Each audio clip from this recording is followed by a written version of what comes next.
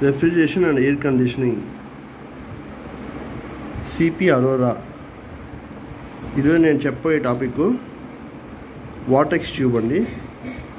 Vortex ట్యూబ్లో diagram ఇది. First ఈ వాటెక్స్ ట్యూబ్లో దేనికి యూజ్ చేస్తారంటే ఏరోప్లేన్స్లో ఎయిర్ కండిషనింగ్ చేయడానికి కొన్ని ఏరోప్లేన్స్ ఈ వాటెక్స్ ట్యూబ్ అనేది యూజ్ చేస్తారు. ఇందులో ఉండే పార్ట్స్ టాంజెంటియల్ నాజిల్ ఒకటి, డయాఫ్రమ్ ఒకటి, వాటెక్స్ ట్యూబ్ ఒకటి, థ్రోటిల్ వాల్. ఇక్కడ నుంచి కంప్రెస్ ఎయిర్ ఎంటర్ అవుతుంది.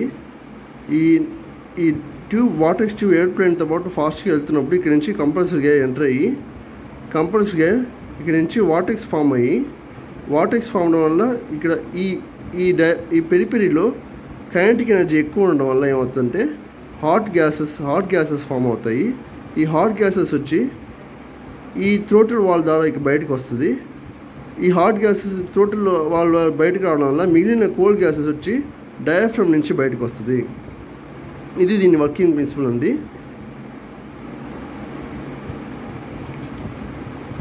నెక్స్ట్ ఈ ఆరిఫైస్ని థ్రోటిల్ వాల్ని ఇటు జరపడం ద్వారా కోల్డ్ గ్యాస్ని హాట్ గ్యాస్ని మనం అడ్జస్ట్ చేయొచ్చు. దీన్ని ప్యారల్గా జరపాల్సి ఉంటుంది, వెంటనే ప్యారల్ జరపాల్సి ఉంటుంది. వాటెక్స్ ఎట్ట ఫామ్ అవుతుందంటే ఇట్లా ఫామ్ అవుతుంది వాటెక్స్. నెక్స్ట్ ఈ కైనెటిక్ ఎనర్జీ ఒక ఫార్ములా, పెరిపెరీలో ఫామ్ అయ్యే కైనెటిక్ ఎనర్జీ ఒక formula c²/2 it is equal to Cp into T3 - T4 అండి. T3 అనే టెంపరేచర్లో ఇక్కడ నుంచి ఎంటర్ అవుతుంది కంప్రెస్ గ్యాస్. T4 అనే టెంపరేచర్ వచ్చి ఎగ్జిట్ టెంపరేచర్. అది ఎక్కడి నుంచి ఎంటర్ అవుతుంది అంటే మనకు ఒక టెంపరేచర్ ఒక దగ్గర నుంచి ఎంటర్ అవుతే అదే T4 టెంపరేచర్నే సేమ్ టెంపరేచర్లో ఎంటర్ అవుతుంది. కానీ ఆ టెంపరేచర్ T4లో ఎగ్జిట్ అవ్వదు. యాక్చువల్గా ఎంటర్ అయ్యేది T3 టెంపరేచర్ ఎంటర్ అయినా థియరిటికల్ ఎగ్జిట్ టెంపరేచర్ T4 అయినప్పటికీ ప్రాక్టికల్గా T4 టెంపరేచర్ ఎగ్జిట్ కాకుండా టెంపరేచర్ ఏ టెంపరేచర్లో ఎగ్జిట్ అవుతుందంటే μcTc ప్లస్ μhTh. అంటే μcTc అనే టెంపరేచర్లో కోల్డ్ గ్యాస్, μhTh అనే టెంపరేచర్లో హాట్ గ్యాస్ ఎగ్జిట్ అవుతుంది. అంటే ఎంటర్ అయిన టెంపరేచర్ T3 అయినప్పటికీ ఎగ్జిట్ టెంపరేచర్ వచ్చి ఈ రెండుగా డివైడ్ అయ్యి ఎగ్జిట్ అవుతుంది అనమాట. చూడండి సైకిల్ ఇక్కడ చూపించున్నారు. T3 అనే టెంపరేచర్లో ఎంటర్ అయ్యి T4 అనే టెంపరేచర్లో ఎగ్జిట్ అవుతుంది. థియరిటికల్ ఇది.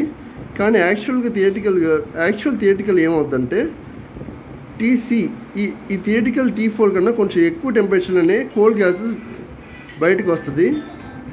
హాట్ గ్యాసెస్ ఈ టెంపరేచర్ TH అనే టెంపరేచర్లో బయటకు వస్తుంది. ఈ T3నే మనం ఏమంటాం అంటే స్టాగ్నేషన్ టెంపరేచర్ ఆఫ్ గ్యాస్ అంటాం. ఓకే, μh అనేది fraction of cold gas and fraction of mass of hot gas అవుతుంది.